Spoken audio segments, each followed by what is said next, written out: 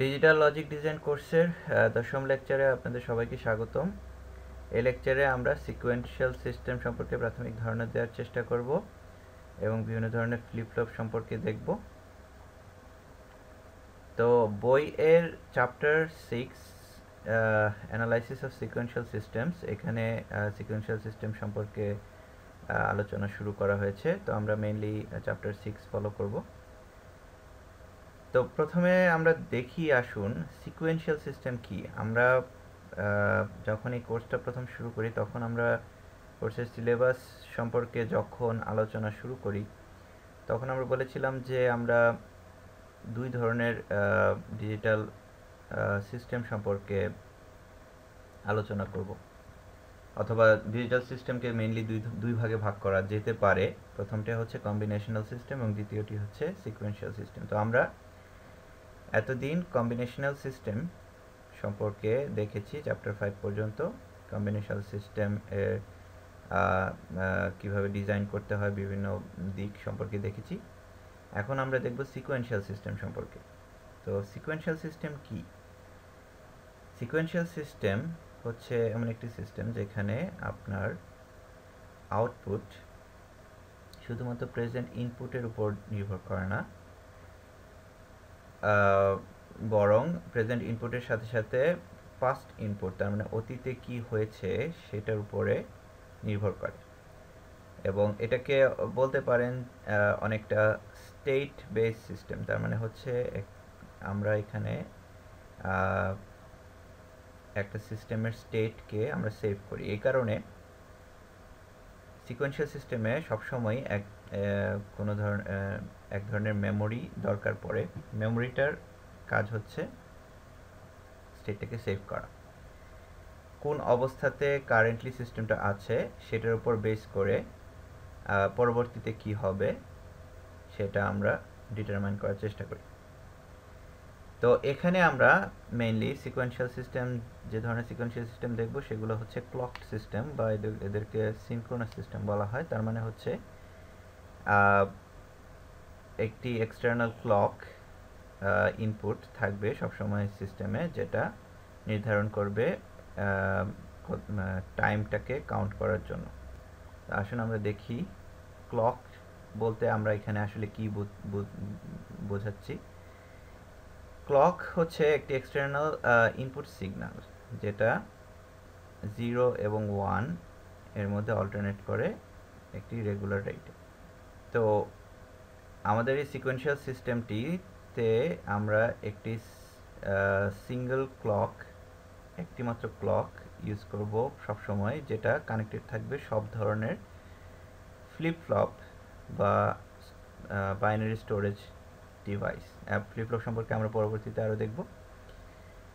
তো বলতে পারেন যে ফ্লিপ ফ্লপটা হচ্ছে এক ধরনের মেমোরি, যেটা ক্লকের উপর বেস করে তাদের অবস্থা পরিবর্তন করতে পারে। দ্য পিরিয়ড অফ দ্য সিগন্যালের পিরিয়ডটা হবে 1 সাইকেল এর সমান, এবং ফ্রিকোয়েন্সি হবে এই পিরিয়ডটি ইনভার্স। তো এখানে আপনারা যদি এই ডায়াগ্রামগুলোতে দেখুন, এখানে হচ্ছে গিয়ে টি হচ্ছে গিয়ে এই পিরিয়ড, এখানে ক্লকটাকে আমরা দেখাচ্ছি এখানে পালস হিসেবে। দেখতে পাচ্ছেন যে এখানে এটা হচ্ছে 0 লেভেল এবং এটা হচ্ছে 1। তো নির্দিষ্ট ইন্টারভ্যালে আমরা দেখতে পাচ্ছি যে 0 থেকে 1 হয়, এবং 1 কিছুক্ষণ থেকে আবার 0-তে নেমে যায়, আবার 1 হয়। এভাবে ক্লকটি কাজ করে, অল্টারনেট করে 0 এবং 1 এর মধ্যে। এখানে দুই ধরনের ক্লক সিগন্যাল দেখতে পাচ্ছি, একটা হচ্ছে যে 0 ডিউরেশন এবং 1 ডিউরেশন, 1 লেভেলে থাকা ডিউরেশন, এই দুইটা প্রায় সমান। এবং নিচের ক্লক সিগন্যালটাতে দেখতে পাচ্ছেন যে 1 খুব অল্প সময়ের জন্য থাকছে, 0 থাকছে বেশিরভাগ সময়। দুটার ক্ষেত্রেই আপনার পিরিয়ড কিন্তু সেম, টি। কারণ হচ্ছে যে আমরা সবসময় ক্লক এজকে কাউন্ট করি সময় গণনার জন্য বা আমাদের স্টোরেজ ডিভাইস বা মেমোরিতে পরিবর্তন আনার জন্য। তার মানে এখানে দেখতে পাচ্ছেন যে এই অংশটুকু, এই যে দাগ দেওয়া আছে ডটেড লাইন, এই অংশটুকু, এটাকে আমরা একটি ক্লক এজ হিসেবে কাউন্ট করি এবং পরবর্তী ক্লক এজটা আসার আগ পর্যন্ত যে যতটুকু সময়, এটাকে আমরা বলছি এখানে টি। এবং যে কোনো ধরনের চেঞ্জ, এই একটি সিকোয়েন্সিয়াল সিস্টেম বা একটি সিগন্যাল সিস্টেমে যে কোনো ধরনের চেঞ্জ শুধুমাত্র আসে যখন এই ক্লক সিগন্যালের এই ট্রানজিশনটা হয়, তার মানে ক্লক এজটা যখন আসে। এখানে আপনি দেখতে পাচ্ছেন যে দুইটা এজ, যে কোনো একটা ক্লক পালসে আপনার দুইটা এজ, একটা হচ্ছে, একটাকে বলা হয় লিডিং এজ এবং একটাকে বলা হয় ট্রেলিং এজ। লিডিং এজ কারণ হচ্ছে যে এটাকে যদি একটা ক্লক পালস হিসেবে করেন, প্রথম অংশটাকে যেখানে হচ্ছে 0 থেকে 1 তে ট্রানজিশন হয় সেটাকে বলা হচ্ছে লিডিং এজ, এবং 1 থেকে 0 যেখানে, সেটাকে আমরা বলছি ট্রেলিং এজ। তো আমরা আমাদের এখানকার যতগুলো সিস্টেম দেখব সবখানে আমরা ট্রেলিং এজ ট্রিগার সিস্টেম হিসেবে হিসেব করব, ক্লকটাকে আমরা সেভাবে কাউন্ট করব। তো এখন আপনারা আসুন দেখি একটি সিকোয়েন্সিয়াল সিস্টেমের কনসেপচুয়াল ভিউ বা একটি বেসিক গঠন। তো এখানে আপনারা দেখতে পাচ্ছেন যে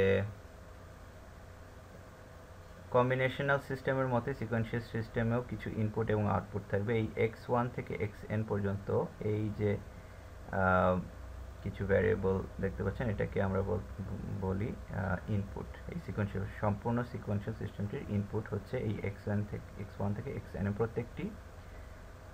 এটা হচ্ছে n বিট নাম্বার হিসেবে চিন্তা করতে পারেন, n বিট বাইনারি নাম্বার, এবং আউটপুট হচ্ছে z1 থেকে zk k bit binary number. এটা হচ্ছে আমাদের আউটপুট।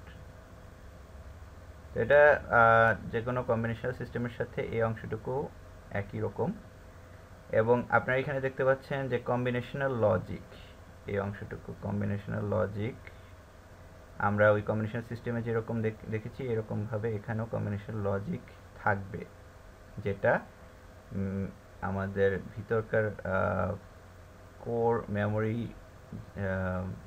যেটা আছে সেটার চারপাশ দিয়ে বা বিভিন্নভাবে এটা থাকবে। তো এর ভিতরে কম্বিনেশনাল লজিকের সাথে কানেক্টেড থাকবে বিভিন্নভাবে, এটাকে হচ্ছে মেমোরি। এটা হচ্ছে এক বা একাধিক ফ্লিপ ফ্লপের সমন্বয়ে তৈরি একটি অংশ। এটা হচ্ছে গিয়ে আমাদের স্টেটটাকে সেভ করবে, একটি সিকোয়েন্সিয়াল সিস্টেমের স্টেটকে সেভ করবে, এবং প্রত্যেকটি ফ্লিপ ফ্লপ বা অন্যান্য যে কোনো মেমোরি ডিভাইস যাই থাকুক সেটা একটি মাত্র ক্লক ইনপুটের দ্বারা নিয়ন্ত্রিত হবে, এবং প্রত্যেকটি মেমোরি ডিভাইসের আউটপুটগুলো এখানে Q1 থেকে Qm পর্যন্ত দেখানো হচ্ছে। এটাও আপনার একইভাবে কম্বিনেশনাল লজিক যেটা সেটার সাথে কানেক্টেড থাকবে। তো এটাই হচ্ছে আমাদের বেসিক একটি স্ট্রাকচার সিকোয়েন্সিয়াল সিস্টেমের। সব সিকোয়েন্সিয়াল সিস্টেম আমরা যা দেখব সব কিছুই এই একই স্ট্রাকচারের মধ্যে পড়বে। তো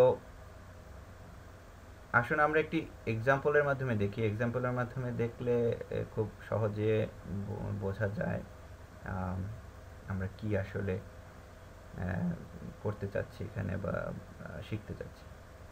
কন্টিনিউইং এক্সাম্পল 6, এই এক্সাম্পলটার মাধ্যমে আমরা বিভিন্ন একটি সিকোয়েন্সিয়াল সিস্টেমের বিভিন্ন অংশ এবং বিভিন্ন ফ্লিপ ফ্লপ সম্পর্কে ধারণা দেওয়ার চেষ্টা করব।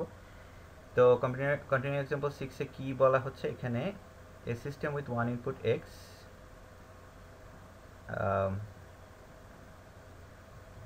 system with one input x এবং one output z such that z equal to 1 if and only if x has been 1 for at least 3 consecutive clock times। এখানে এটি একটি সিকোয়েন্সিয়াল সিস্টেমের প্রবলেম। আমাদের একটি মাত্র ইনপুট আছে x এবং একটি মাত্র আউটপুট আছে z। আউটপুট জি 1 হয় শুধুমাত্র এক্স যদি পরপর 3 ক্লক টাইমে 1 থাকে। পরপর 3 বার বললে আসলে বোঝানো যায় না, কারণ হচ্ছে যে এখানে সময়ের একটি ধারণা দরকার। এই জন্যই হচ্ছে আমরা ক্লককে ইন্ট্রোডিউস করেছি। এখানে আপনার ক্লক টিক বা ক্লক এজকে আপনারা সেভাবে চিন্তা করতে পারেন। তো প্রত্যেকটি টিকে এক্সের ভ্যালুকে যদি আমরা রিড করি, সেই হিসেবে পরপর 3 বার যদি ভ্যালু 1 থাকে, তাহলে আমরা জি যেটা হচ্ছে আউটপুট সেটাকে 1 করে দেব। তো আমরা যে স্টেটের কথা বলছিলাম, সেই স্টেটটাই এখানে বলা হয়েছে। স্টেট কি? স্টেট হচ্ছে যা আমরা মেমোরিতে স্টোর করছি, সেটাই হচ্ছে স্টেট। এবং এটা যেহেতু আমাদের সিস্টেমটা একটি বাইনারি সিস্টেম, যে আমাদের ডিজিটাল সিস্টেম সব কিছুই হচ্ছে বাইনারি, সুতরাং আমাদের স্টেটটাকে আমরা বাইনারি ডিভাইসে স্টোর করব বাইনারি সিস্টেমের মাধ্যমে। তবে স্টেটটাকে যখন আমরা ইনফর্মালি ডিসক্রাইব করি, তখন সেটা বাইনারি নাও হতে পারে। সুতরাং আমাদের এখানে একটি কনভার্সন প্রয়োজন হতে পারে ওই স্টেটটাকে বাইনারি সিস্টেমে রিপ্রেজেন্ট করার জন্য। এটা আমরা পরবর্তীতে আরও দেখব। দ্বিতীয় একটি ডেফিনেশন আমরা দেখি, এটাকে বলা হচ্ছে টাইমিং ট্রেস। টাইমিং ট্রেস হচ্ছে আমরা যে ক্লক টিকের কথা বললাম বা ক্লক এজের কথা বললাম, সেই প্রত্যেকটি টিককে যদি আপনারা হিসেব করেন, প্রত্যেকটি টিকে আপনার ইনপুট এবং আউটপুটের একটি ভ্যালু আমরা পাই, বাইনারি ভ্যালু। যেহেতু সব কিছু আমাদের এখানে বাইনারি, সুতরাং এক্স এবং জি দুইটারই, এখানে এক্স হচ্ছে ইনপুট, জি হচ্ছে আউটপুট, দুইটারই বাইনারি একটি ভ্যালু আমরা পাবো। তো প্রত্যেকটি ক্লক টিপকে যেই ভ্যালুগুলো আমরা পাচ্ছি, সেটাকে আমরা যদি সিকোয়েন্সিয়ালি বা একটা সিকোয়েন্সের মাধ্যমে প্রকাশ করি, একটা লিস্টের মতো প্রকাশ করি, তাহলে আমরা একটি ট্রেস পাবো। সেই ট্রেসটাকে বলা হয় টাইমিং ট্রেস। তো এখানে ট্রেস 6.1 এখানে হচ্ছে আপনাকে আপনার এই এক্সাম্পলটা দেখানো হচ্ছে। এক্স এর ভ্যালু প্রত্যেকটি ক্লকটিকে কীরকম থাকছে এখানে দেখতে পাচ্ছেন। স্টার্ট হচ্ছে 0 থেকে, তারপরে এভাবে কন্টিনিউয়াসলি যাচ্ছে 0 1 1 0 1 1 1 0 0 1 0 এভাবে। তো একদম প্রথম যখন x এর ভ্যালু 0, তখন আমরা এখানে দেখতে পাচ্ছি জি এর ভ্যালু হচ্ছে একটি কোয়েশ্চেন মার্ক দেওয়া আছে। কেন এটা? এটার কারণ হচ্ছে যে আমাদের সিস্টেমের ডেফিনেশন অনুযায়ী জি এর ভ্যালু 1 হবে যদি পরপর 3 বার এক্স এর ভ্যালু 3 ক্লক টাইমে এক্স এর ভ্যালু 1 থাকে। তো এখানে প্রথম যখন আমাদের ভ্যালুটা 0, আমরা জানি না এর আগে এক্স এর ভ্যালু কি ছিল, আগে পরপর 3 বার কি 1 ছিল কি ছিল না সেটা আমরা জানি না। সুতরাং আমরা এখানে ডিসিশন নিতে পারছি না যে জি এর ভ্যালু কি হবে। এই কারণে এটাকে একটা কোয়েশ্চেন মার্ক দেওয়া আছে। যখন এখানে আমরা ভ্যালু দেখতে পাচ্ছি 0, আমরা পরের ক্লকটিকে আমরা খুব কনফিডেন্সের সাথে বলতে পারি যে যেহেতু এখানে একটা 0 আছে, সুতরাং কখনোই পরপর 3 বার 1 এখানে ছিল না। তো পরের ক্লকটিকে অবশ্যই জি এর ভ্যালু 0 হবে, যদিও এক্স এর ভ্যালু এর পরের ক্লকটিকে 1 ছিল। তো এখানে এভাবে দেখতে পাচ্ছেন যে 0 1 1, এখানে পরপর 2 বার 1 আসলো, কিন্তু 3 বার কিন্তু হয়নি, সুতরাং এখানে 0, আবার 0 এসে রিসেট হয়ে গেছে, আবার 1 1 1। এখানে পরপর 3 বার 1 এক্স এর ভ্যালু আসার কারণে পরের ক্লকটিকে দেখতে পাচ্ছেন যে এক্স জি এর ভ্যালু 1 হয়ে গিয়েছে। এভাবেই হচ্ছে আমাদের টাইমিং টেস্টে ডেভেলপ করা হয়েছে এই প্রবলেমের ডেসক্রিপশন অনুযায়ী। একইভাবে এখানে দেখতে পাচ্ছেন পরপর 3 বার 1, সুতরাং 1, এখানে জি এর ভ্যালু 1 হয়ে গেছে, পরেরটা 1, সুতরাং আরও কন্টিনিউয়াস 3টা 1, সুতরাং এখানে 1, এটা 1 এবং এটা 1। তো টাইমিং ট্রেসে কি শুধু এক্স এবং জি, তার মানে হচ্ছে কি ইনপুট এবং আউটপুটই শুধুমাত্র থাকে, তা কিন্তু নয়। টাইমিং ট্রেসে স্টেট এবং অন্যান্য আরও যদি কোনো ভেরিয়েবল থাকে সেগুলোও এখানে শো করা যেতে পারে এবং শো করা হয় নর্মালি। কারণ হচ্ছে যে কমপ্লেক্স একটি আরও বড় একটি সিকোয়েন্সিয়াল সিস্টেম যদি আপনি ডিজাইন করতে যান সেখানে আরও অনেক ধরনের ভেরিয়েবল আপনারা পাবেন।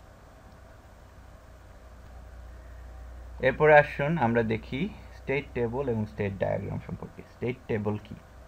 স্টেট টেবল হচ্ছে এরকম একটি টেবল, এখানে টেবল 6.1 দেখতে পাচ্ছেন। এখানে হচ্ছে মেইনলি 3টি কলাম থাকে। প্রথম কলামটি হচ্ছে প্রেজেন্ট স্টেট, দ্বিতীয় কলামটি হচ্ছে নেক্সট স্টেট এবং তৃতীয় কলামটি হচ্ছে প্রেজেন্ট আউটপুট। তো মেইনলি হচ্ছে স্টেট টেবল মানে হচ্ছে প্রেজেন্ট স্টেট এবং নেক্সট স্টেটের মধ্যে একটি রিলেশনশিপ প্রকাশ করার জন্য এবং সেটার উপর ডিপেন্ড করে প্রেজেন্ট আউটপুট, তার মানে হচ্ছে আউটপুট কি হবে।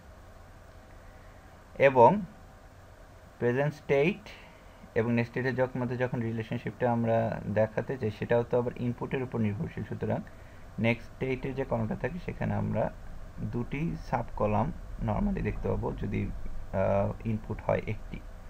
এখানে যেমন হচ্ছে এক্স হচ্ছে আমাদের ইনপুট, এক্স এর ভ্যালু 0 এবং 1 হতে পারে, সুতরাং আমাদের দুটি সাব কলাম এখানে দেখতে পাচ্ছি।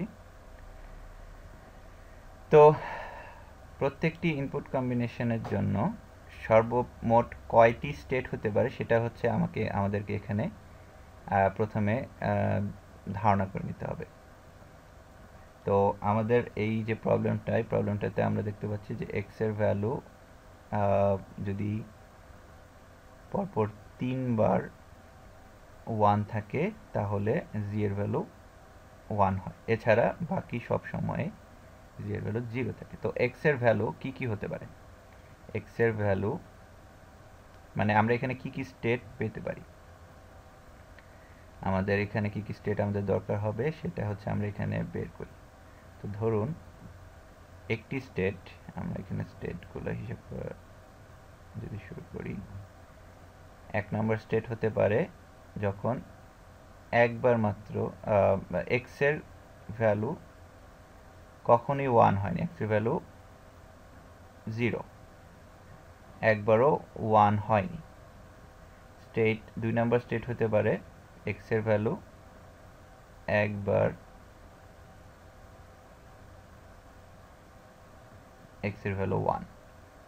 দ্বিতীয় স্টেট হতে পারে 3 নম্বর স্টেট হতে পারে 2 বার এক্স এর ভ্যালু 1 এবং 4 নম্বর স্টেট হতে পারে 3 বার এক্স এর ভ্যালু 1, যেই সময়ে আমাদের আউটপুটও 1 হয়ে যাবে। 3 বারের বেশি আমাদের হিসাব করার দরকার নেই, কারণ 3 বা ততোধিক বার 1 থাকলে আমাদের এক্স এর ভ্যালু 1 থাকবে। সুতরাং 3 হোক বা 3 এর বেশি হোক সবই সমান। তো এখানে আমরা দেখতে পাচ্ছি যে সর্বমোট আমাদের 4টি স্টেট দরকার হতে পারে। এই 4টি স্টেটকে আমরা এখানে আসলে এ বি সি ডি এর মাধ্যমে প্রকাশ করা হয়েছে। তো প্রথম স্টেটটি যদি হয় এ, তো এখানে দেখতে পাচ্ছেন এক্স এর ভ্যালু যদি ধরেন আপনি প্রথমে প্রেজেন্ট স্টেট হচ্ছে এ, তার মানে হচ্ছে এক্স এর ভ্যালু কখনো 1 হয়নি, মানে লাস্ট ইনপুটটা ছিল 0, সুতরাং এক্স এর ভ্যালু একবারও 1 দেখা যাচ্ছে না।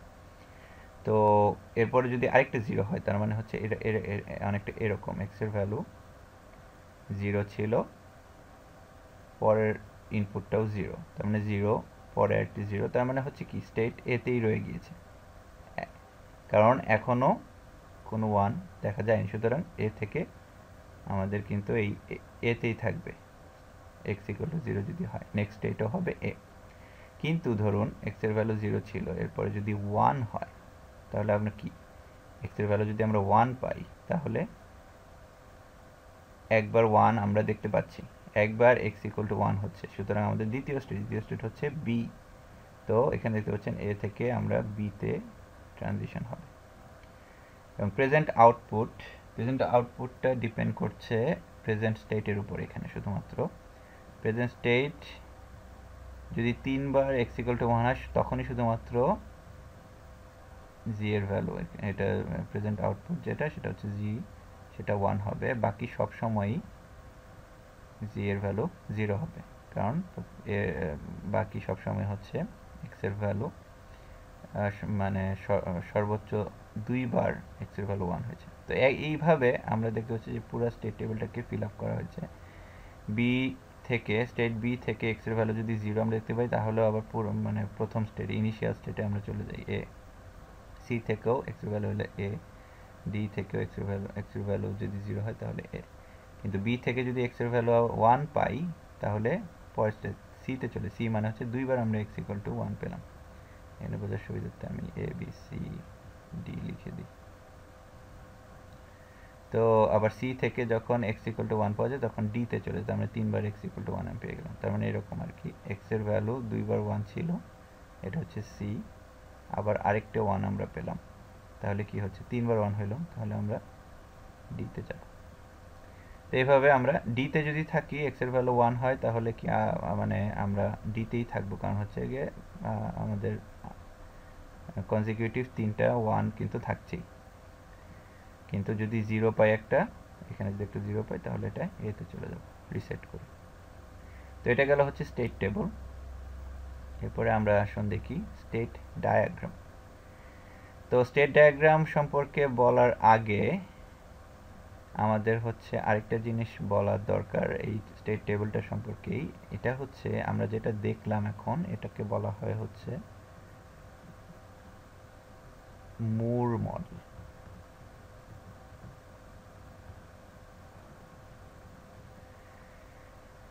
মুর সাহেবের নাম নিয়ে এই মডেল, কারণ হচ্ছে মুর সাহেব এই মডেলটির উদ্ভাবক। আমাদের আরও একটি মডেল রয়েছে যেটাকে বলা হয় মিলি মডেল, পরবর্তীতে আমরা দেখব। তো মুর মডেল হচ্ছে যখন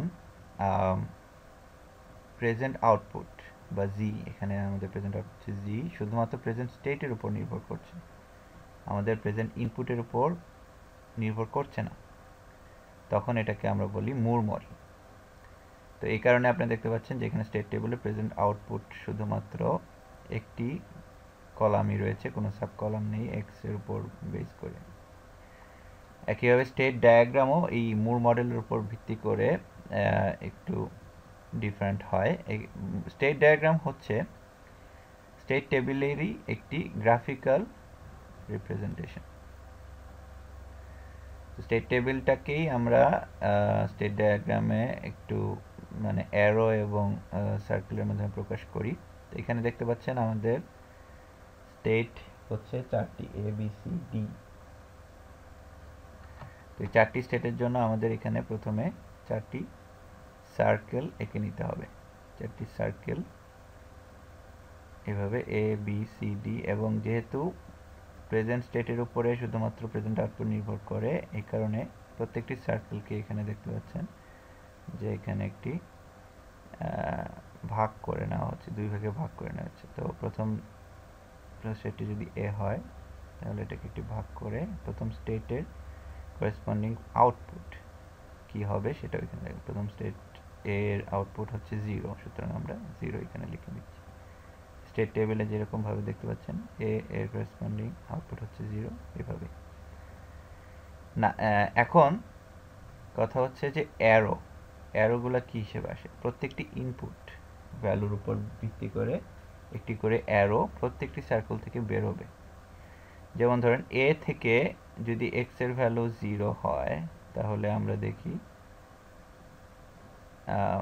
যে এতেই থাকে, সুতরাং আমরা এই যে এখানে যেটা দেখতে পারলাম একটি লুপ তৈরি হয়েছে, কারণ এ থেকে এক্স এর ভ্যালু যখন 0 হয়, এটা হচ্ছে কি এক্স এর ভ্যালু 0, সেজন্য আমরা এতেই ব্যাক করছি, সুতরাং এটা একটা লুপ। কিন্তু এ থেকে যদি এক্স এর ভ্যালু 1 হয়, তাহলে আমরা যাই হচ্ছে বি স্টেটে, সুতরাং এই যে আপনারা দেখতে পাচ্ছেন এটা হচ্ছে গিয়া। তো প্রত্যেকটি অ্যারোকে ইনপুটের উপর ইনপুটকে দিয়ে এক্স এর ভ্যালুকে দিয়ে আমরা লেবেল করে এভাবে সম্পূর্ণ স্টেট ডায়াগ্রামটাকে তৈরি করি। তো এখন আমাদের টাইমিং ট্রেসটাকে আবার আমরা এখানে দেখতে পাচ্ছি। এখন আমাদের একটি নতুন রো যুক্ত হয়েছে, এটাকে বলা হচ্ছে স্টেট রো। স্টেটকে আমরা নর্মালি কিউ এর মাধ্যমে প্রকাশ করি। তো একই কারণে প্রথম স্টেট হচ্ছে আননোন, কারণ হচ্ছে যে আমরা জানি না যে কারেন্ট স্টেট কি, কারণ জিরো এক্স এর ভ্যালু এখানে জিরো দেখতে পাচ্ছি, কিন্তু এর আগে কি ভ্যালু ছিল সেটা আমরা জানি না। এই কারণে প্রথমে আমাদের স্টেট ভ্যালু হচ্ছে আননোন। কিন্তু যখনই আমাদের জিরো চলে আসলো তখনই আমরা বুঝতে পারলাম যে এটা আসলে জিরো সবসময় সব স্টেট থেকে জিরো যখন পায় এক্স ইকুয়াল টু জিরো হয় তখনই হচ্ছে এতে মুভ করে। সুতরাং পরের স্টেটে পরের লাইনে আমরা দেখতে পাচ্ছি যে স্টেটের ভ্যালু হচ্ছে এ। একইভাবে এক্স এর ভ্যালু যখন 1 হয়, স্টেট যদি প্রেজেন্ট স্টেট যদি এ হয়, প্রেজেন্ট ইনপুট যদি হয় 1, তাহলে আমরা মুভ করব এ থেকে বি তে। সুতরাং নেক্সট স্টেট হচ্ছে বি। একে বি থেকে 1 পেলে সি তে, সি থেকে 0 পেলে আবার এ তে, এ থেকে 1 পেলে বি তে, বি থেকে 1 পেলে সি তে, সি থেকে 1 পেলে ডি তে। ডি হচ্ছে আমাদের প্রেজেন্ট স্টেট যেখানে আউটপুট হয়ে যাচ্ছে 1।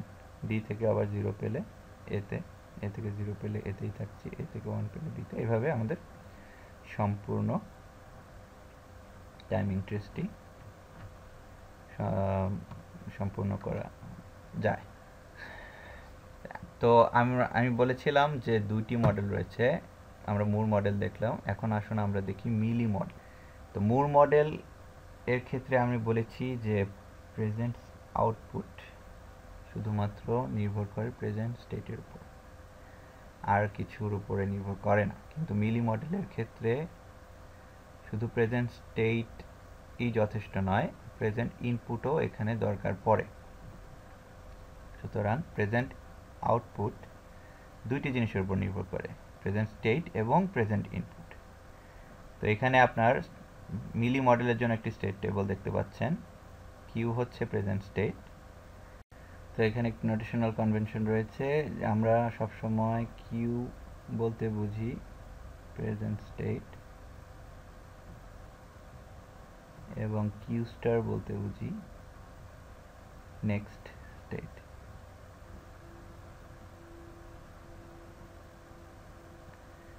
তো এখানেও সেটাই দেখতে পাচ্ছেন যে কিউ হচ্ছে প্রেজেন্ট স্টেট, কিউ স্টার হচ্ছে নেক্সট স্টেট। আগের মতোই এখানে স্টেট টেবলে প্রেজেন্ট স্টেট এবং নেক্সট স্টেট রয়েছে পরপর দুটি কলাম।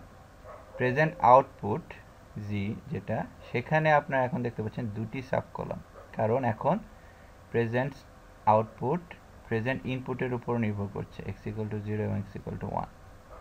এই জন্য আমাদের দুটি সাব কলাম তৈরি হয়েছে। তো যেহেতু প্রেজেন্ট ইনপুটের উপর নির্ভর করছে, এ কারণে কিন্তু এখানে এখন দেখতে পাচ্ছেন যে আপনার স্টেটের সংখ্যা কিন্তু 4-এর বদলে এখন কমে 3 হয়ে গেছে। কেন? কারণ হচ্ছে এখন আমাদের প্রেজেন্ট স্টেট যদি হয় যে আমরা দুইবার x ইকুয়াল টু 1 দেখতে পেয়েছি একটা স্টেটে, এবং প্রেজেন্ট ইনপুটে আমাদের x ইকুয়াল টু 1 হয়, তার মানে কি দুটাকে যোগ করে আমাদের 3 বার x ইকুয়াল টু 1 হয়ে গেল। সুতরাং আমাদের যে 4 নাম্বার স্টেট ছিল ডি, সেই 4 নাম্বার স্টেটের কিন্তু আর দরকার পড়ছে না। এই কারণে আমরা এখানে তিনটি স্টেট দেখতে পাচ্ছি এ বি সি। সিতে যখন থাকে তখন x ইকুয়াল টু 1 হলে সিতেই থাকে, x ইকুয়াল টু 1 আউটপুট আমাদের 1 হয়ে যায়। অন্যান্য সব সময়ে আমাদের প্রেজেন্ট আউটপুট 0 থাকে। স্টেট টেবলের মতো করে স্টেট ডায়াগ্রামও কিছুটা পরিবর্তন রয়েছে। এখানে দেখতে পাচ্ছেন এখন আমাদের প্রেজেন্ট আউটপুট শুধুমাত্র প্রেজেন্ট স্টেটের উপরে নির্ভর করছে না। সুতরাং আমাদের এই সার্কেলগুলোতে এখন আমাদের একটি ভাগ করে ওই প্রেজেন্ট আউটপুট দেখানোর কোনো প্রয়োজন নেই। এখন সার্কেলগুলো শুধুমাত্র স্টেটটাকেই রিপ্রেজেন্ট করছে। এখন আমাদের আউটপুটটাকে শো করার জন্য অ্যারো লেবেল হিসেবে দেখানো হচ্ছে। তো এখানে দেখতে পাচ্ছেন এ হচ্ছে আমাদের ইনিশিয়াল স্টেট, নো ওয়ান্স। তো এ যখন আমাদের প্রেজেন্ট ইনপুট যখন 0 হয়, তো এ থেকে যখন প্রেজেন্ট ইনপুট 0 হয় তখন আমরা এতেই ব্যাক করি। এই প্রথম 0টা হচ্ছে ইনপুট 0 এবং অ্যারো এ থেকে এতে আমরা ব্যাক করছি, এজন্য একটি লুপ। তারপর স্ল্যাশ দিয়ে দ্বিতীয় যে 0টা দেখতে পাচ্ছেন এটা হচ্ছে প্রেজেন্ট আউটপুট। তো এখানে স্টেটে যেহেতু আমরা দেখতে পাচ্ছেন এ থেকে x ইকুয়াল টু 0-তে এতেই ব্যাক করে এবং x ইকুয়াল টু 0 হলে আউটপুট হয় 0। ওই আউটপুট 0টাকে আমরা স্ল্যাশ দিয়ে লেবেল হিসেবে দ্বিতীয় অংশে দেখাচ্ছি। একইভাবে x ইকুয়াল টু 1 হলে এ থেকে আমাদের বিতে যায়, সুতরাং এখানে আপনারা দেখতে পাচ্ছেন অ্যারো। প্রথম 1টা হচ্ছে x ইকুয়াল টু 1 এর জন্য এবং দ্বিতীয় 0টা হচ্ছে প্রেজেন্ট আউটপুট 0, এখানে দেখতে পাচ্ছেন। এইভাবে আমরা সম্পূর্ণ স্টেট ডায়াগ্রামটি তৈরি করি। তো এখানে টাইমিং ট্রেস 6.3-তে আপনারা একটু পরিবর্তন দেখতে পাবেন।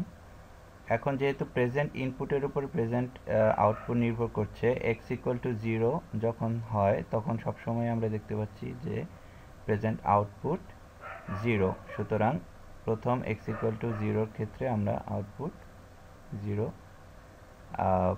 বলতে পারি। এভাবে একইভাবে অন্যান্য স্টেটগুলো এভাবে নির্ধারণ করা হয়েছে এবং একইভাবে প্রেজেন্ট ইনপুট এবং প্রেজেন্ট স্টেটের উপর নির্ভর করে প্রেজেন্ট আউটপুট আমরা নির্ধারণ করি। এই কারণেই এখানে দেখতে পাচ্ছেন x ইকুয়াল টু 1 এবং প্রেজেন্ট স্টেট যখন c তখনই শুধুমাত্র আউটপুট 1। তো আপনারা যদি প্রেজেন্ট আউটপুটগুলোকে মেলানোর চেষ্টা করেন আগের টাইমিং ট্রেসের সাথে, মোটামুটি বেশ ভালো সিমিলারিটি পাবেন। কারণ হচ্ছে প্রেজেন্ট যেই মডেলের মাধ্যমে আপনি ইমপ্লিমেন্ট করুন এই সিকোয়েন্সিয়াল সিস্টেমটি, প্রেজেন্ট আউটপুট সবসময় একই থাকবে। স্টেটের সংখ্যা কম বেশি হতে পারে কিন্তু প্রেজেন্ট আউটপুট সবসময় একই থাকবে। এখানে দেখতে পাচ্ছেন যে এখানে বই থেকে টাইমিং ট্রেসটি নেওয়া হয়েছে, এখানে একটু ভুল রয়েছে, এখানে 0-এর বদলে 1 হওয়ার কথা। তো আসুন আমরা এখন ল্যাচ সম্পর্কে দেখি। ল্যাচ হচ্ছে একটি বাইনারি স্টোরেজ ডিভাইস যেটাতে দুই বা ততোধিক গেট ইউজ করে এটা তৈরি করা হয় এবং গেটগুলোর মধ্যে ফিডব্যাক মেকানিজম থাকে। এখানে ছবিতে দেখতে পাচ্ছেন যে দুইটি নর গেটের মাধ্যমে একটি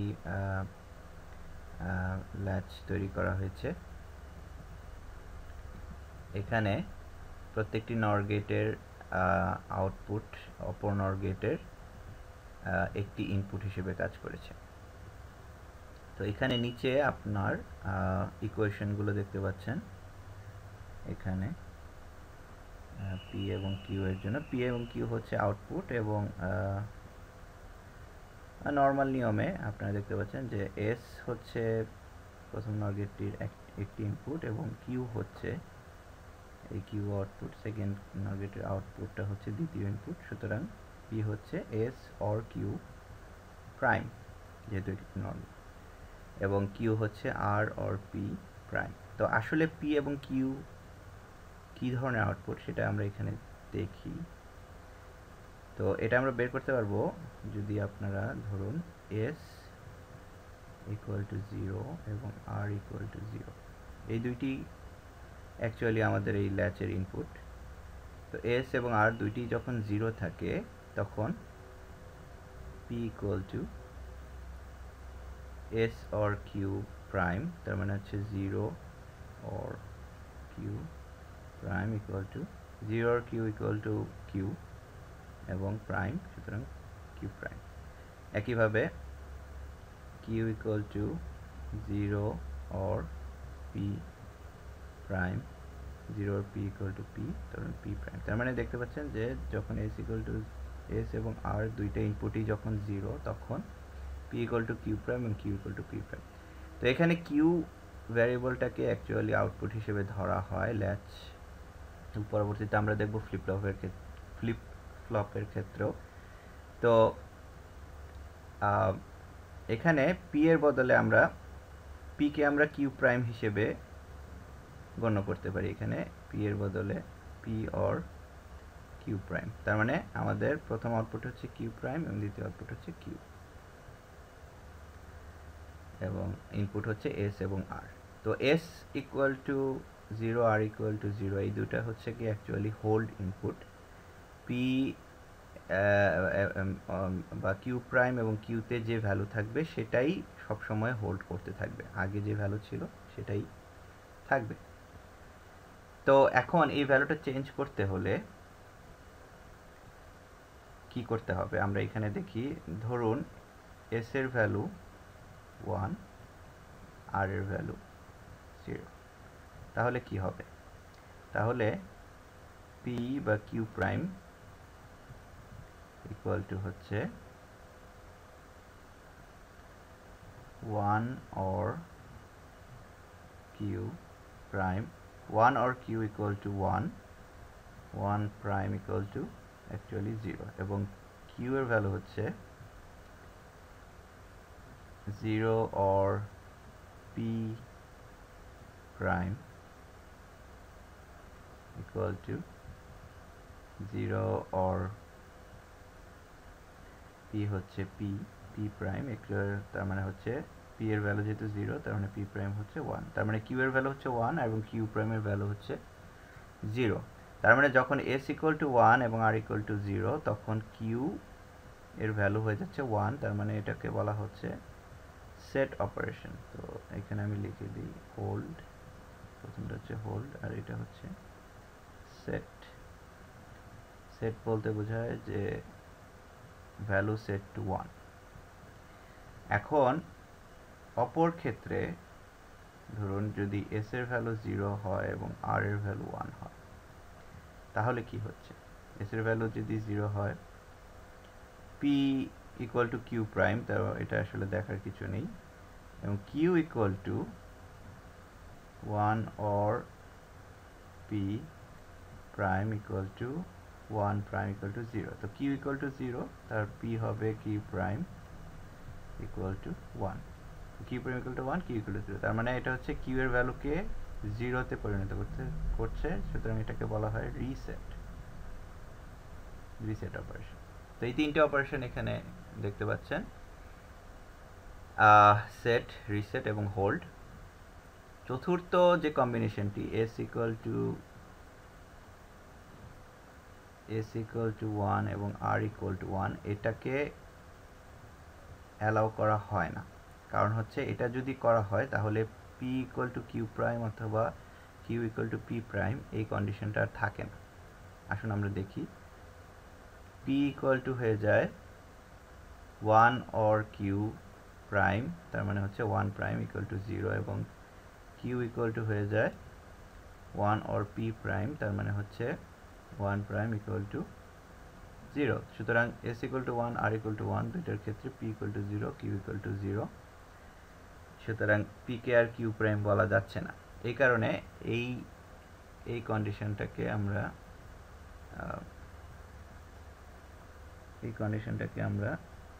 নর্মালি ইউজ করি না।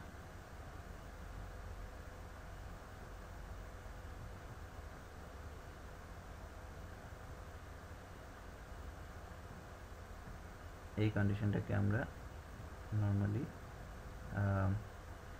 অ্যালাউ করি না। আরও একটি কারণ রয়েছে যে একই সাথে s ইকুয়াল টু 1 এবং r ইকুয়াল টু 1 এ যদি চেঞ্জ করতে হয়, সেক্ষেত্রে যে কোনো একটি আগে 0 থেকে 1 হবে। একই সাথে s equal to 1, r equal to 1 তো করা সম্ভব নয়, কারণ হচ্ছে যে গেট ডিলে রয়েছে, খুব অল্প সময়, ন্যানো সেকেন্ড এর ব্যবধানও যদি থাকে, সেক্ষেত্রে একটা আনস্টেবল আউটপুট দেখা যাবে। তো যাই হোক, এই হচ্ছে ল্যাচ।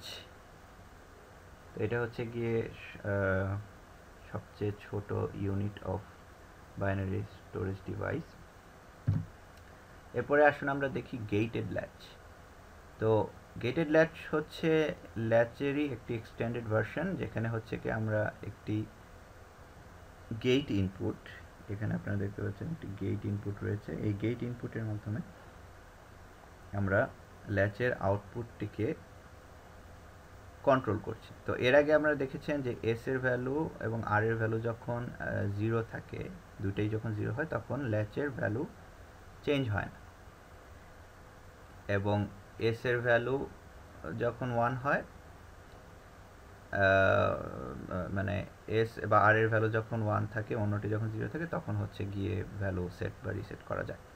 তো এইখানে ওই একই কনসেপ্টটা ইউজ করা হয়েছে, শুধুমাত্র একটি আলাদা গেট ইনপুট, যেটা একটা এনেবল ইনপুটের মতো, এস এবং আর দুইটি ইনপুটের সাথে অ্যান্ড করে দেওয়া হয়েছে, যেখানে দেখুন প্রথম দুইটি অ্যান্ড গেট। তো এখানে কি হচ্ছে, গেটের ইনপুট যখন 0, তখন ল্যাচে কোনো ইনপুট যাবে না, তার মানে ল্যাচটি আগে যে ভ্যালু থাকতো তাই থাকতো। এখানে দেখুন গেটের ভ্যালু যখন 0, তখন এখানে 0, এখানে 0, তার মানে আউটপুটও হবে 0।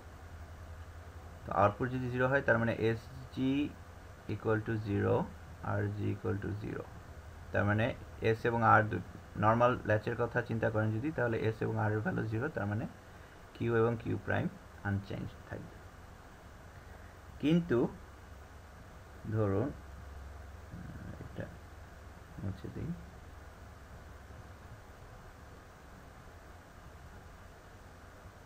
গেটের ভ্যালু যদি হয় 1, তার মানে এখানে 1, এখানে 1, তার মানে 1 and s equal to s, so sg equal to s R rg equal to r। তার মানে s এবং r এর যে ভ্যালু থাকবে, এখানেও s এর r ভ্যালু 0 0 থাকতে পারে, সেক্ষেত্রে আনচেঞ্জ থাকবে।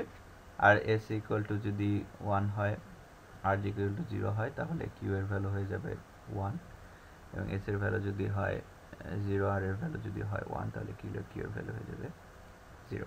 তো নর্মাল ল্যাচের মতো কাজ করবে। তো এটাকে বলা হচ্ছে গেটেড ল্যাচ। তো এই গেটেড ল্যাচের কনসেপ্টটাই অ্যাকচুয়ালি আমরা দেখতে পাবো ফ্লিপ ফ্লপের ক্ষেত্রে। আসুন আমরা দেখি। ফ্লিপ ফ্লপ হচ্ছে ল্যাচকেই এক্সটেন্ড করে আমরা যদি একটি ক্লক ইনপুট ইউজ করি।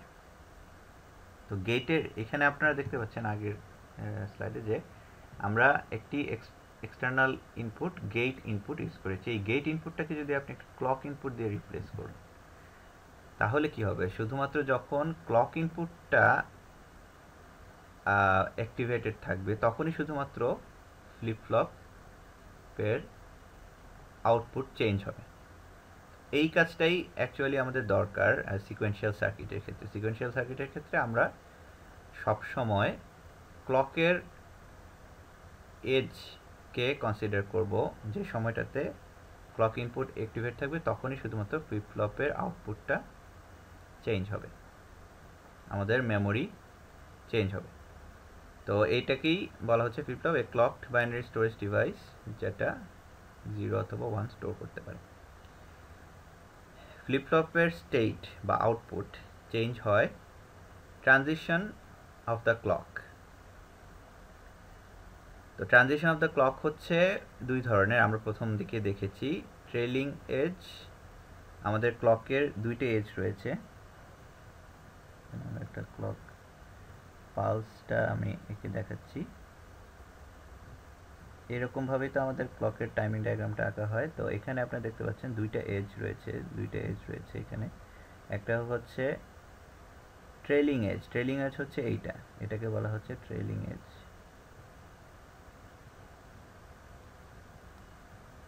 তার মানে হচ্ছে 1 থেকে 0, ওটাকে নেগেটিভ এজও বলা যায়। 1 থেকে 0 হচ্ছে এই সময়টাতে যদি ফ্লিপ ফ্লপের স্টেট চেঞ্জ হয়, তাহলে এটাকে বলা হচ্ছে trailing edge triggered flip flop. আর লিডিং এজ ট্রিগার, এটা হচ্ছে লিডিং এজ। এখানে হচ্ছে 0 থেকে 1 হচ্ছে, 0 থেকে 1 হচ্ছে। এখানে যদি স্টেট চেঞ্জ হয়, তাহলে এটাকে বলা হয় লিডিং এজ ট্রিগার। আমরা যত ফ্লিপ ফ্লপ দেখবো, সবগুলোই অ্যাকচুয়ালি এখানে আমরা কনসিডার করবো ট্রেলিং এজ ট্রিগার। সুতরাং ওই টাইমিং ডায়াগ্রামগুলো যখন আপনারা দেখবেন, তখন ওইটা খেয়াল রাখবেন যে শুধুমাত্র আমরা ট্রেলিং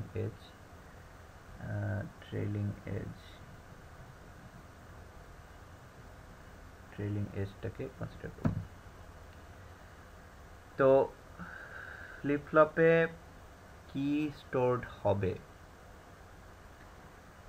ট্রানজিশনের সময় বা কি চেঞ্জ হবে সেটা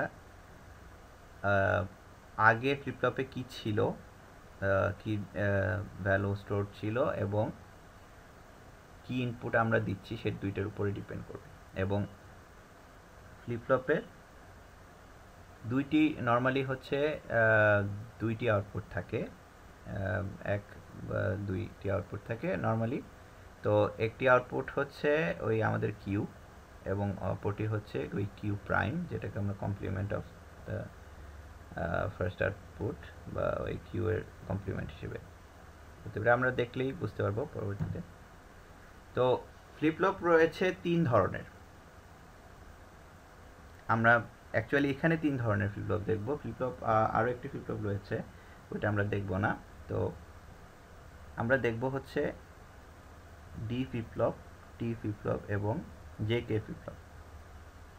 এবং বইতে আরেকটি ফ্লিপ ফ্লপ রয়েছে যে আরেক টাইপের, সেটাকে বলা হচ্ছে এসআর ফ্লিপ ফ্লপ। সেটা সম্পর্কে আমরা দেখব না, কারণ হচ্ছে J K flip flop SR flip ফ্লপেরই একটা এক্সটেন্ডেড ভার্সন। তো আসুন আমরা দেখি প্রথমে ডি ফ্লিপ ফ্লপ সম্পর্কে। ডি মানে হচ্ছে ডিলে, তো এটাকে বলা হচ্ছে ডিলে ফ্লিপ ফ্লপ। তো আউটপুট হচ্ছে ইনপুটে আমরা যা দিচ্ছি তাই আউটপুটে স্টোর হবে, শুধুমাত্র ক্লকের ট্রানজিশনের উপর বেস করে নেক্সট ক্লক ট্রানজিশনে ওইটা স্টোর হচ্ছে। তো তার মানে হচ্ছে নেক্সট স্টেট, আমরা প্রেজেন্ট স্টেট নেক্সট স্টেট যেরকম দেখে এসেছি আগে, ওই রকমভাবে নেক্সট স্টেটটা হবে ফ্লিপ ফ্লপের ইনপুট, তার মানে ইনপুট ডি এর উপর নির্ভর করে। আমরা এখানে ফ্লিপ ফ্লপের ডায়াগ্রাম দেখতে পাচ্ছেন যে clock trailing edge triggered clock, সেক্ষেত্রে এখানে আপনারা দেখতে পাচ্ছেন যে এখানে একটি বাবল দেখা যাচ্ছে। এই বাবল দেখলে আপনারা বুঝতে পারবেন যে এটি ট্রেলিং এজ ট্রিগার্ড। যেহেতু এটা 1 থেকে 0-তে যাচ্ছে, তার মানে এটা হচ্ছে নেগেটিভ, মানে অ্যাক্টিভ লো ট্রিগার্ড বলতে পারেন আর কি। তো এখানে হচ্ছে গিয়ে দেখতে পাচ্ছেন যে একটি মাত্র ইনপুট ডি ফ্লিপ ফ্লপের, ডি ইনপুট এবং কিউ প্রাইম দুইটি আউটপুট কমপ্লিমেন্টারি। পাশের ডায়াগ্রামটা হচ্ছে ওই লিডিং এজ ট্রিগার্ড ফ্লিপ ফ্লপের ক্ষেত্রে। তো প্রত্যেকটি ফ্লিপ ফ্লপের একটি বিহেভিয়ারাল টেবল রয়েছে। বিহেভিয়ারাল টেবল বলা হয় ফ্লিপ ফ্লপের ইনপুট এবং প্রেজেন্ট স্টেটের উপর ভিত্তি করে নেক্সট স্টেট কী হবে সেটার একটা ট্রুথ টেবল। তো এখানে আপনারা দেখতে পাচ্ছেন ডি এবং কিউ এই দুইটা যদি আমাদের ইনপুট হয়, কিউ হচ্ছে প্রেজেন্ট স্টেটকে আমরা কিউ হিসেবে রিপ্রেজেন্ট করি। এটা আপনার ওই মুর মডেল এবং মিনি মডেল দেখার সময় আমরা বলেছি। এবং নেক্সট স্টেটটা হচ্ছে কিউ প্রাইম। তো আমরা ডি এবং কিউ এর উপর ভিত্তি করে কিউ স্টার, এবং ডি এবং কিউ এর উপর ভিত্তি করে কিউ স্টারটা আমরা বের করব। তো এখানে দেখতে পাচ্ছেন যে ডি এর ভ্যালু যদি 0 হয়, কিউ এর ভ্যালু যদি 0 হয়, কিউ স্টারের ভ্যালু হবে 0। ডি এর ভ্যালু যদি 0 থাকে, কিউ এর ভ্যালু যদি 1 থাকে, কিউ স্টারের ভ্যালু হবে। এখানে আপনারা যদি খেয়াল করেন এই কলাম এবং এই কলাম, এই দুটি কলাম সম্পূর্ণ এক। তার মানে হচ্ছে যে কিউ এর ভ্যালু যাই হোক না কেন, প্রেজেন্ট স্টেট যাই থাকুক না কেন, ডি ফ্লিপ ফ্লপের কাজ হচ্ছে নেক্সট স্টেট হবে ইনপুট ডিতে যেই ভ্যালু দেওয়া আছে সেটা। তো এটাকে আপনার কম্প্যাক্ট আকারে আমরা এখানে এভাবে লিখতে পারি যে যেহেতু কিউ এর উপর ডিপেন্ড করছে না, সুতরাং ডি শুধু ডি এর উপর ডিপেন্ড করছে। ডি এর ভ্যালু যদি 0 হয়, কিউ স্টার হবে 0। ডি এর ভ্যালু যদি 1 হয়, কিউ স্টার হবে 1। এবং এটা একটা স্টেট ডায়াগ্রাম হিসেবে এখানে দেখানো যাচ্ছে। তো এটা হচ্ছে আমাদের ফ্লিপ ফ্লপ বিহেভিয়ারাল টেবল। তো এখান থেকে আমরা বিহেভিয়ারাল ইকুয়েশনও বের করতে পারি। বিহেভিয়ারাল ইকুয়েশনটা আমি এখানে লিখিয়ে রাখি, ফ্লিপ ফ্লপের বিহেভিয়ারাল ইকুয়েশন। এটা আমাদের পরবর্তীতে কাজে লাগবে। বিহেভিয়ারাল ইকুয়েশনটা কি, যেটা হচ্ছে যে এই ট্রুথ টেবল থেকে আমরা একটি ইকুয়েশন বের করব কিউ স্টারের জন্য, নেক্সট স্টেটের জন্য Q star equal to D. এটাই হচ্ছে আমাদের ডি ফ্লিপ ফ্লপের বিহেভিয়ারাল ইকুয়েশন। তো এখানে একটা এক্সাম্পল দেখানো হচ্ছে ডি ফ্লিপ ফ্লপের টাইমিং ডায়াগ্রামের। এখানে আপনারা দেখতে পাচ্ছেন যে যেহেতু এটি trailing edge triggered flip flop সেহেতু শুধুমাত্র সেকেন্ড এজে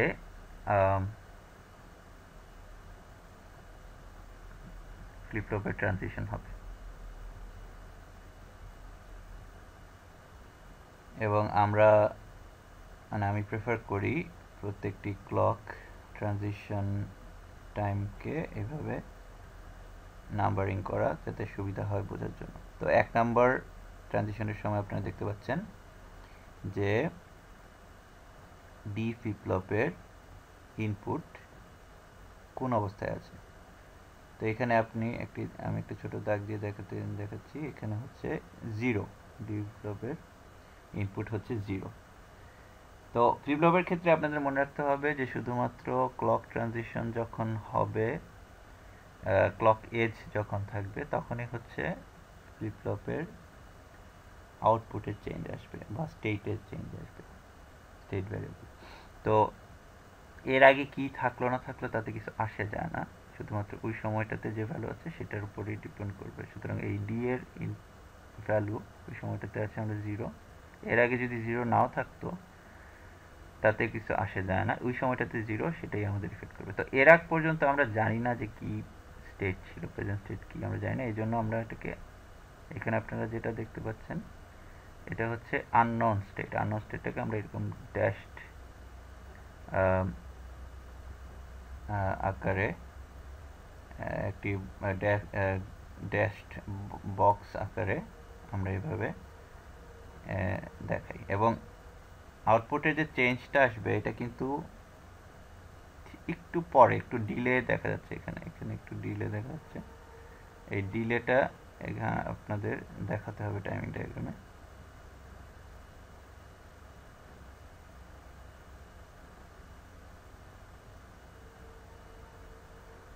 কারণ গেটগুলোতে খুব অল্প হলেও মাইক্রোসেকেন্ড বা ন্যানোসেকেন্ড হলেও কিছুমাত্র ডিলে সবসময় থাকে। তো ডি এর ভ্যালু যেহেতু 0, কিউ এর ভ্যালু, কিউ হচ্ছে নেক্সট স্টেটটা হবে হচ্ছে কি এখানে চেঞ্জ হবে, সুতরাং কিউ এর ভ্যালু হবে 0 হয়ে যাবে এখানে। তো এই কারণে এখানে 0 দেখতে পাচ্ছেন। একইভাবে সেকেন্ড ক্লক এজের ক্ষেত্রে এখানে দেখতে পাচ্ছেন যে ডি এর ভ্যালু 1, সুতরাং এখানে এসে 0 থেকে 1 হয়ে যাচ্ছে কিউ এর ভ্যালু। 3 নাম্বার ক্লক এজে 1, সুতরাং 1ই থাকছে। 4 নাম্বারে এসে আবার 0 হয়ে গেছে, এই কারণে এখানে আবার 1 থেকে ট্রানজিশন হয়ে 0 হয়ে যাবে। 5 নাম্বারে আবার 1, সুতরাং 0 থেকে আবার 1 হবে। কিউ প্রাইম হচ্ছে কিউ এর ঠিক উল্টো, সুতরাং এই উপরেরটাকে জাস্ট কমপ্লিমেন্ট করে দিলে যা আসবে অপোজিটটাই এখানে আপনারা দেখতে পাচ্ছেন। তো এই এ নাম্বার ডায়াগ্রামটা তে আমরা যে কিউ এবং কিউ প্রাইমের টাইমিং ডায়াগ্রামটা দেখতে পেলাম, এই একই আউটপুট কিন্তু এই বি এর ক্ষেত্রে যে ডি দেখতে পাচ্ছি এটার ক্ষেত্রেও কিন্তু একই হবে।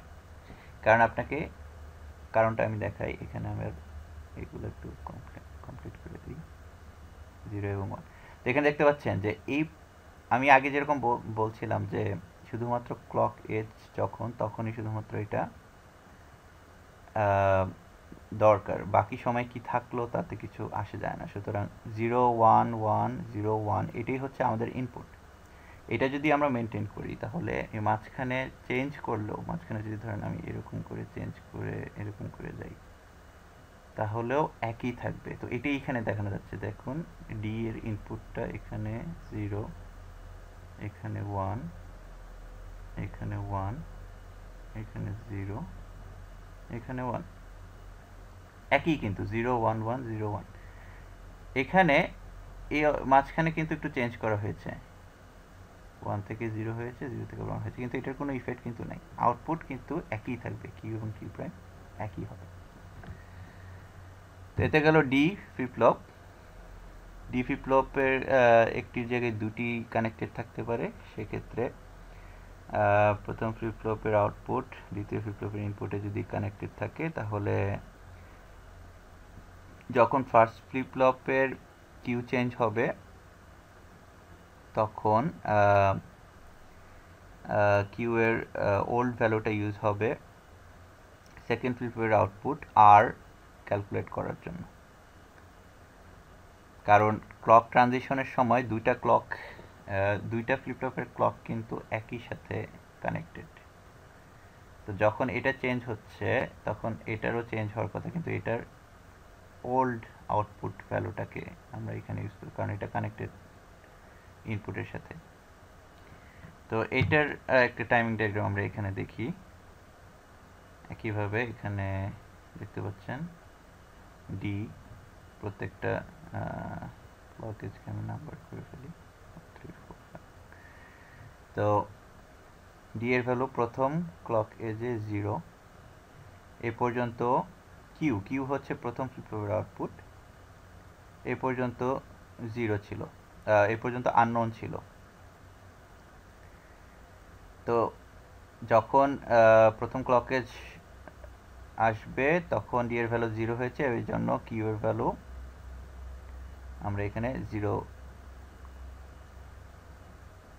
করে দিলাম। কিন্তু ওই একই সময় কিউ এর ভ্যালু যা ছিল, আগের যে ভ্যালুটা ছিল ওই ভ্যালুটাই কিন্তু আর ফ্লিপ ফ্লপ, যেটা মানে আর আউটপুট যে ফ্লিপ ফ্লপ সেকেন্ড ফ্লিপ ফ্লপের ইনপুট হিসেবে কাজ করেছে। সুতরাং এই আননোনটাই এটার ইনপুট হিসেবে, সুতরাং এই অংশটা আননোন অংশটা সেকেন্ড ক্লক এজ পর্যন্ত কন্টিনিউ করবে। তো এরপরে সেকেন্ড ক্লক এজে 1, সুতরাং এখানে কিউ এর ভ্যালু 0 থেকে 1 হয়ে যাবে। এখানে দেখতে পাচ্ছেন 0 থেকে 1 হয়ে যাচ্ছে, কিন্তু ওল্ড আউটপুট ছিল 0 কিউ এর ভ্যালু, ওইটা আর এর জন্য ইনপুট হিসেবে কাজ করবে। সুতরাং কিউ এর ভ্যালুটাকে এখানে 0 যেহেতু, সেহেতু এখানে আমরা কিন্তু 0 করে দিলাম, এখানে কিন্তু আমরা 0 করে দিলাম।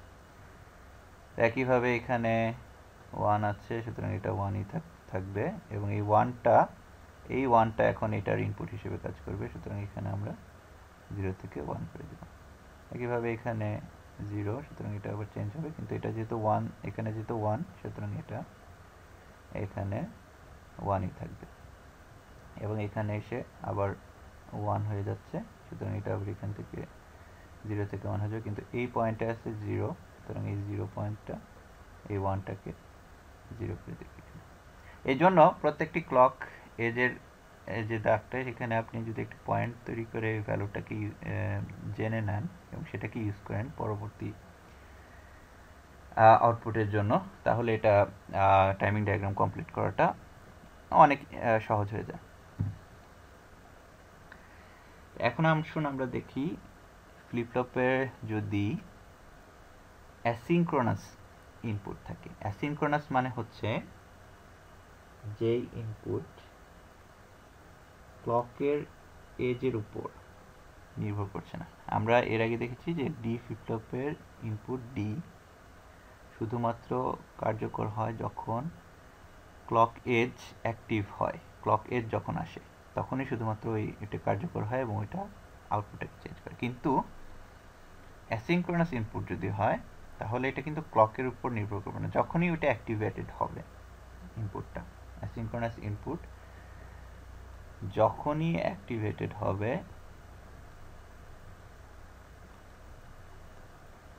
তখনই সেটার ইফেক্ট আউটপুটে আসবে। এইখানে সেটাই দেখানো হচ্ছে ক্লিয়ার এবং প্রিসেট ইনপুট। ক্লিয়ার ইনপুট মানে হচ্ছে এই ইনপুটটা যদি অ্যাক্টিভ থাকে তাহলে কিউ এর ভ্যালু 0 হয়ে যাবে, ক্লিয়ার হয়ে যাবে, এবং প্রিসেট হচ্ছে এই ইনপুটটা যদি অ্যাক্টিভ থাকে তো কিউ এর ভ্যালু 1 হয়ে যাবে। তো এখানে দেখতে পাচ্ছেন দুই ধরনের, একটা হচ্ছে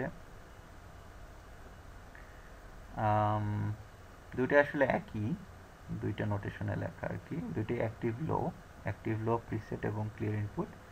একটাতে হচ্ছে বার ইউজ করা হয়েছে, একটাতে প্রাইম ইউজ করা হয়েছে।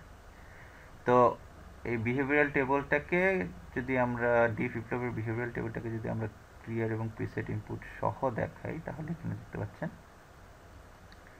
প্রিসেটের ভ্যালু যখন 0 এবং ক্লিয়ারের ভ্যালু যখন 1, প্রিসেটের ভ্যালু যখন 0 তখন হচ্ছে এইটা অ্যাক্টিভ, তার মানে কিউ স্টার হয়ে যাবে 1। এটাকে বলা হয় স্ট্যাটিক অপারেশন। প্রিসেটের ভ্যালু যখন 1 এবং ক্লিয়ারের ভ্যালু যখন 0, তার মানে ক্লিয়ার হচ্ছে এখন অ্যাক্টিভ, ক্লিয়ার অ্যাক্টিভ মানে হচ্ছে কিউ স্টারের ভ্যালু হয়ে যাবে 0। এটাকে বলা হচ্ছে ইমিডিয়েট অপারেশন। প্রিসেট এবং ক্লিয়ার দুইটা একই সাথে কিন্তু 0 হতে পারবে না, একই সাথে দুইটা অ্যাক্টিভ হতে পারবে না। কেন একই সাথে দুইটা অ্যাক্টিভ হলে কিউ এর ভ্যালু কি হবে, কিউ স্টারের ভ্যালু কি হবে, নেক্সট স্টেট কি হবে, কারণ দুইটাই তো অ্যাক্টিভ, একই সাথে তো 0 এবং 1 হতে পারে না, সুতরাং এটা নট অ্যালাউড। এবং আপনারা দেখতে পাচ্ছেন যে প্রিসেট এবং ক্লিয়ার যে কোনো একটা যদি অ্যাক্টিভ থাকে বা দুইটা যদি অ্যাক্টিভ থাকে, তাহলে ডি এবং কিউ এই দুইটার ইনপুটের কোনো মানে ডি হচ্ছে ডি ইনপুট এবং কিউ হচ্ছে আগের স্টেট বা প্রেজেন্ট স্টেট, তো এই দুইটার কোনো প্রয়োজন নেই বা ওইটার কোনো ইফেক্ট নেই। এখন যখন প্রিসেট এবং ক্লিয়ার দুইটাই যখন 1, তার মানে দুইটাই যখন ইনঅ্যাক্টিভ, তখন নর্মাল ডি ফ্লিপ ফ্লপ হিসেবে কাজ করবে, ক্লকড মানে ক্লকড হিসেবে কাজ করবে, তখন হচ্ছে গিয়ে সিনক্রোনাস ডি ফ্লিপ ফ্লপ হিসেবে কাজ করবে। এখন ক্লিয়ার এবং প্রিসেট যদি থাকে সেক্ষেত্রে টাইমিং ডায়াগ্রামও কিন্তু চেঞ্জ হয়। তখন টাইমিং ডায়াগ্রামের ক্ষেত্রে আপনাদের ওই ক্লিয়ার এবং প্রিসেটটাকে আলাদাভাবে ইউজ করতে, এখানে দেখতে পাচ্ছেন ক্লিয়ার এবং প্রিসেট একটু স্পেশালি আপনাদেরকে কনসিডার করতে হবে যে এটার ইফেক্ট কী হবে। তো আমরা প্রথমেই নাম্বারিং করে ফেলি।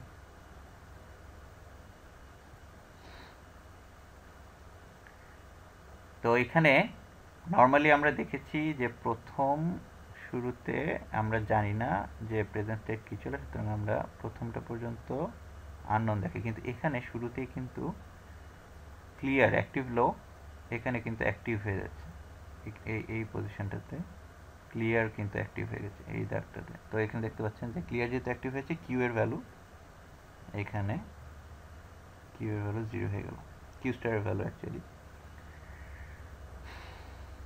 তো এই যতক্ষণ ক্লিয়ার অ্যাক্টিভ থাকবে ততক্ষণ পর্যন্ত এটা এই পর্যন্ত 0 থাকবে, কিন্তু এরপরে এটাকে নর্মাল ক্লক ইনপুট হিসেবে কাজ করবে। তো প্রিসেট কিন্তু ঠিকই ইনঅ্যাক্টিভ ছিল এই সময়টা। তো সেকেন্ড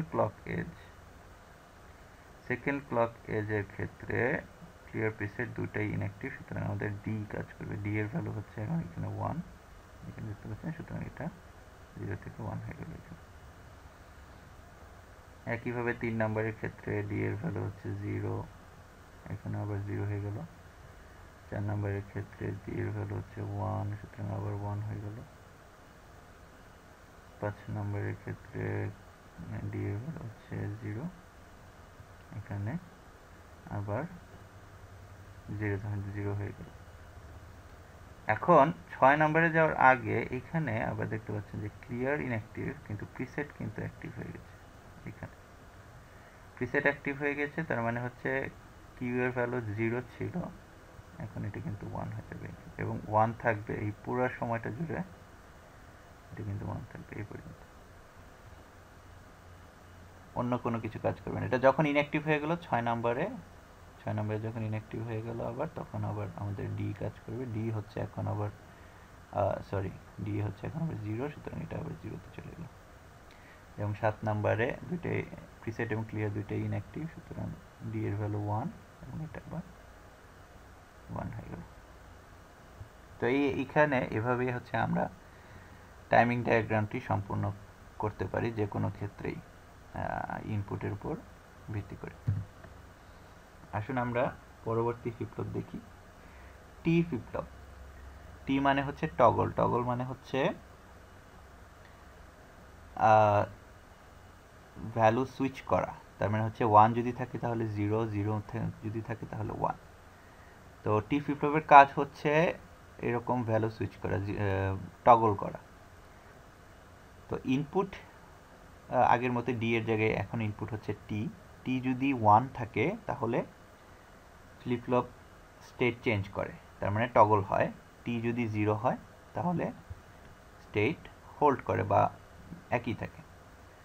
তার মানে হচ্ছে আমরা যদি বিহেভিয়ারাল টেবিলটা দেখি, এখানে দেখতে পাচ্ছেন টি এর ভ্যালু যখন 0, কিউ এর ভ্যালু যা কিউ স্টারের ভ্যালু তাই, দেখতে পাচ্ছেন? তো তার মানে হচ্ছে কোনো চেঞ্জ হয়নি। টি এর ভ্যালু যখন 1 তখন কিউ এর ভ্যালু যদি 0 হয় তাহলে কিউ স্টার হবে 1, কিউ এর ভ্যালু যদি 1 হয় তাহলে কিউ স্টার হবে 0। তার মানে এটাকে আরো কম্প্যাক্ট আকারে দেখানো যায় এইভাবে, টি এর ভ্যালু যদি 0 হয় তাহলে Q star equal to Q, T এর ভ্যালু যদি 1 হয় তাহলে Q star equal to Q prime. তো এটাকে ভেঙে আমরা ইকুয়েশন আকারে এভাবে লিখতে পারি, Q star equal to T prime and q or t and q prime।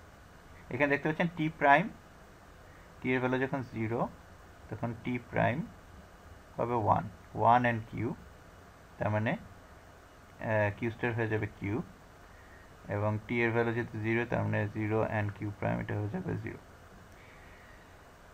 আবার t এর ভ্যালু যখন 1 তখন t প্রাইম হয়ে যাবে 0, 0 and q এটা ক্যান্সেল হয়ে যাবে, তখন q স্টার হয়ে যাবে q প্রাইম।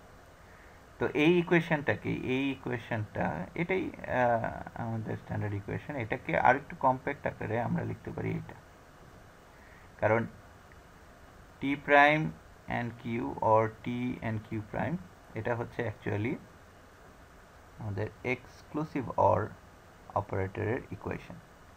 আপনার যদি মনে থাকে a এক্সক্লুসিভ অর b মানে হচ্ছে a b prime or a prime b, এটাকে আমরা টি এ এবং কিউ এর ক্ষেত্রে টি এক্সক্লুসিভ অর কিউ হিসেবে লিখে থাকি।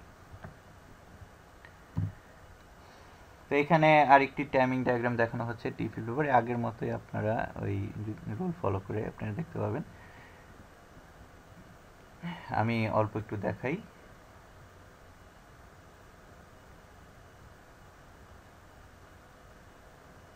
এখানে কিন্তু ক্লিয়ার ইনপুট রয়েছে, সিনক্রোনাস ক্লিয়ার ইনপুট। সুতরাং প্রথমে যখন ক্লিয়ার ইনপুটটা অ্যাক্টিভ হবে এখানে, তখন কিন্তু কিউ এর ভ্যালু 0 হয়ে যাবে, এবং প্রথম ক্লক এজের সময় কিন্তু ক্লিয়ার ইনপুট অ্যাক্টিভ রয়েছে, সুতরাং টি এর ভ্যালু কাজ করবে না, এটা 0ই থাকবে। দ্বিতীয় ক্লক এজে গিয়ে আবার ক্লিয়ার ইনপুট ইনঅ্যাক্টিভ হয়ে গেছে, সুতরাং টি এর ভ্যালু এখানকার টি এর ভ্যালু দেখতে পাচ্ছেন 1, সুতরাং এটা মানে হচ্ছে এটা টগল, তার মানে যে এখানে টগল করলো। এরপরে থার্ড ক্লক এজের ক্ষেত্রে টি এর ভ্যালু হচ্ছে 0, তার মানে এটা কিন্তু হোল্ড, এটা কিন্তু টগল করে না, এটা হচ্ছে হোল্ড। তারপরে 4 নম্বরের ক্ষেত্রে আবার কিন্তু 1, সুতরাং টগল করলো। 5 নম্বরের ক্ষেত্রে 0, সুতরাং হোল্ড। 6 নম্বরে 0, হোল্ড। 7 নম্বরে গিয়ে আবার 1, সুতরাং টগল করলো। এইভাবে হচ্ছে আমাদের টাইমিং ডায়াগ্রাম। এখন আমরা আসুন দেখি থার্ড ফ্লিপ ফ্লপ এবং আমাদের প্রয়োজনীয় শেষ টাইপের flip flop, JK flip flop. JK flip flop এর নাম কেন জেকে হলো এটা আসলে আমরা কেউ জানি না, এটা ধরতে পারেন একটি র্যান্ডম একটি নাম, এটা কোনো কিছুর অ্যাক্রোনিম নয়, জেকে দিয়ে কিছু মিন করে না। তবে জেকে ফ্লিপ ফ্লপের নাম থেকে আপনারা বুঝতে পারবেন যে এখানে ফ্লিপ ফ্লপের ইনপুট কিন্তু এখন একটি নয়, ফ্লিপ ফ্লপের ইনপুট এখন হয়ে গেছে দুটি, জে এবং কে।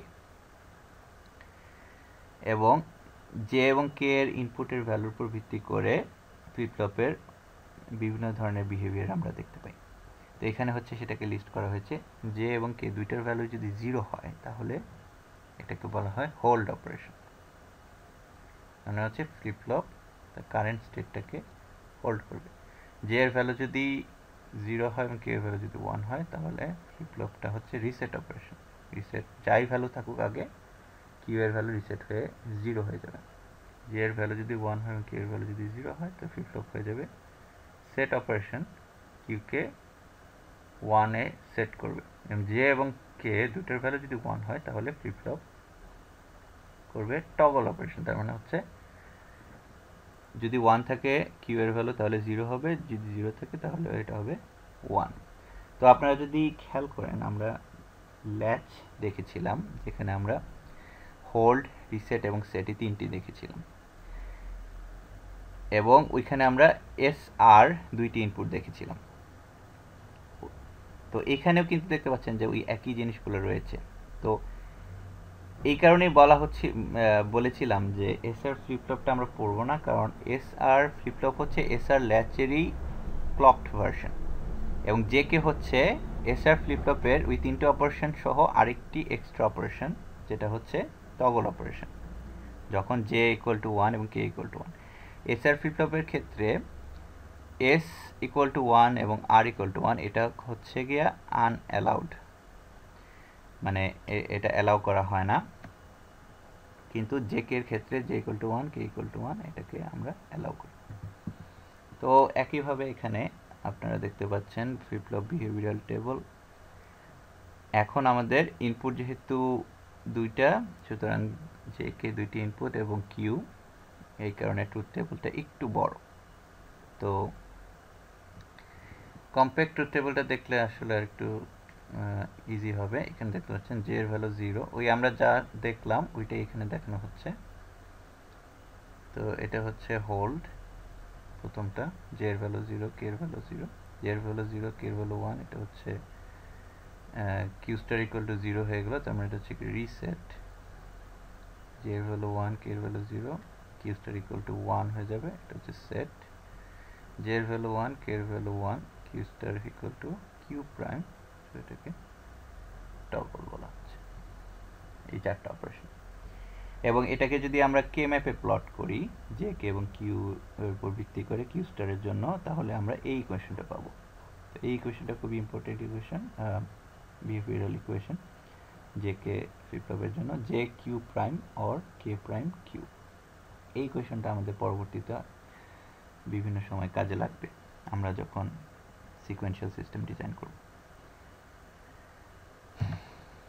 তো আমরা এখন ওই একইভাবে কিছু টাইমিং ডায়াগ্রাম দেখি জেকে ফ্লিপ ফ্লপের জন্য।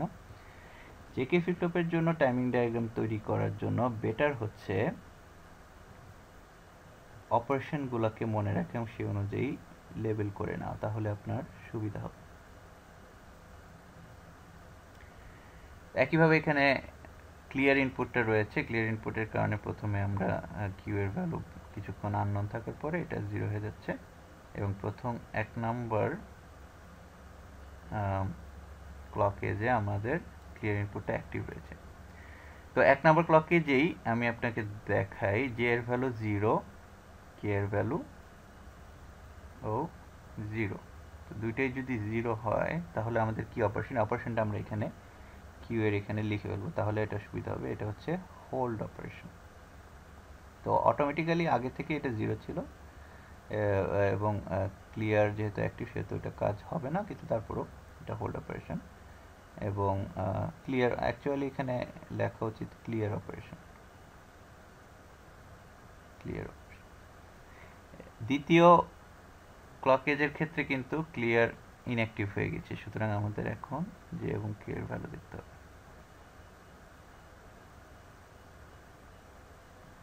আমি এখানে একটু ভুল করেছি, এখানে এটা আসলে 0 হবে না, এটা হবে 1।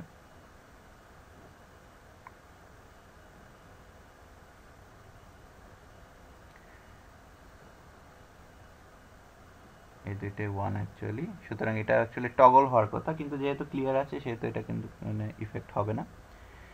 তো পরের ক্লক এজটা দেখি সেকেন্ড, সেখানে হচ্ছে 1, এবং এখানেও কিন্তু 1 রয়েছে, দুইটাই কিন্তু 1, সুতরাং এখানে এখন টগল হবে। এখানে আমরা টগল হওয়ার কারণে আমরা 0 থেকে 1 হয়ে গেল। থার্ড ক্লক এজে আমাদের দেখতে পাচ্ছেন জে এর ভ্যালু হচ্ছে 1, কে এর ভ্যালু হচ্ছে 0। জে এর ভ্যালু যদি 1 হয়, কে এর ভ্যালু যদি 0 হয়, তাহলে কি হয় সেটা আমরা একটু দেখে আসি। জে এর ভ্যালু 1, কে এর ভ্যালু 0, সেটা হচ্ছে সেট অপারেশন। সুতরাং আপনারা এখানে দেখতে পাচ্ছেন যে এখানে আমাদের সেট অপারেশন হবে। সেট অপারেশন মানে হচ্ছে যাই থাকুক সেটা 1 হয়ে যাবে, আমাদেরটা আগে থেকে 1 ছিল, সুতরাং এটা 1ই কন্টিনিউ করবে। এরপরে ফোর্থ ক্লকে যে হচ্ছে 0 এবং কে এর ভ্যালু হচ্ছে 1, জে এর ভ্যালু 0, কে এর ভ্যালু 1, এটা হচ্ছে রিসেট অপারেশন। রিসেট অপারেশন মানে হচ্ছে 1 থেকে 0 হয়ে যাবে, এখানে দেখতে পাচ্ছেন 1 থেকে 0 হয়ে যাবে। 5 নাম্বার ক্লকে যে হচ্ছে জে এর ভ্যালু হচ্ছে 0, কে এর ভ্যালু হচ্ছে 0, এটা হচ্ছে হোল্ড অপারেশন, সুতরাং এটা কন্টিনিউ করছে। 6 নাম্বার ক্লকে যে জে এর ভ্যালু হচ্ছে 1, কে এর ভ্যালু হচ্ছে 0, সুতরাং আবারও এটা সেট অপারেশন। সেট অপারেশন মানে এখন আমাদের যেহেতু 0 ছিল সেটা এখন 1 হয়ে যাবে। এবং 7 নাম্বার ক্লকে যে জে এর ভ্যালু হচ্ছে 0, কে এর ভ্যালু হচ্ছে 1, এটা হচ্ছে রিসেট অপারেশন, সুতরাং এটা আবার আমাদের 0 হয়ে যাবে। তো এভাবে আমরা যে কোনো টাইমিং ডায়াগ্রাম যদি পাই তাহলে আমরা এটা সম্পূর্ণ করতে পারি। তো এখানে আমাদের আজকের লেকচার শেষ। আমরা পরবর্তীতে আরও দেখব সিকোয়েন্সিয়াল সিস্টেমের অ্যানালাইসিস সম্পর্কে। সবাইকে ধন্যবাদ।